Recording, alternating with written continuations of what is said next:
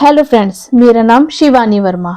मैं अपने चैनल शिवानी की वॉइस में आपका बहुत बहुत स्वागत करती हूँ। अगर आपको मेरी कहानियां पसंद आती है तो प्लीज इसे सब्सक्राइब, लाइक, शेयर जरूर करें। आज मैं आपको कहानी सुनाने जा रही हूँ, लालच। एक गांव में एक धनी सेठ रहता था। उसके घर के पास एक जूते सिलने वाले गरीब मोची की छोटी सी दुकान थी। उस मोची की एक खास आदत थी कि जब भी जूते सिलता तो भगवान के भजन गुनगुनाता रहता था, लेकिन सेठ ने कभी उसके भजनों की तरफ ध्यान नहीं दिया था।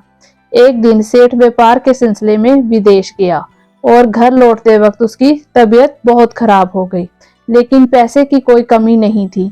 सो देश विदेश से डॉक्टर, वैद्य, हकीमों को बुलाया गया, लेकिन कोई भी सेठ की बीमारी का इलाज नहीं कर सका। अब सेठ की तबीयत दिन प्रतिदिन खराब होती जा रही थी। वह चल फिर भी नहीं पाता था। एक दिन वह घर में अपने बिस्तर पर लेटा था। अचानक उसके कानों में मोची के भजन गाने की आवाज सुनाई दी। आज मोची के भजन कुछ अच्छे लग रहे थे। कुछ ही देर में सेठ इतना मंत्रमुग्ध हो गया कि उसे ऐसा लगा जैसे वो साक्षात परमात्मा से मिलन कर रहा हो। मोची के भजन सेठ जी को उसकी बीमारी से दूर ले जाते जा रहे थे। कुछ देर के लिए सेठ भूल गया कि वह बीमार है। उसे अपार आनंद की प्राप्ति हुई।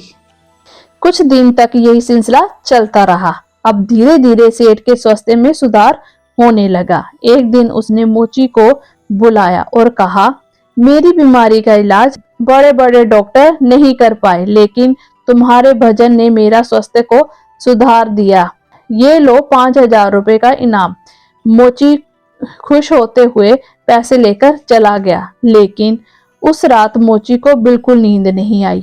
वो सारी रात यही सोचता रहा कि इतने सारे पैसों को कहाँ छुपा कर रखूं और इनसे क्या क्या खरीदना है।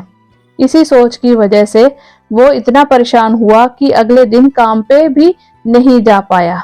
अब भजन गाना तो जैसे वो भूल ही गया था। मन में खुशी थी सिर्फ पैसों की। अब तो उसने काम पर जाना भी बंद कर दिया और धीरे धीरे उसकी दुकानदारी भी चौपट होने लगी। इधर सेठ की बीमारी फिर से बढ़ती जा रही थी।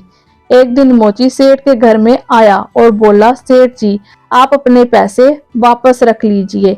इस धन की वजह से मेरा धंधा चौपट हो गया है।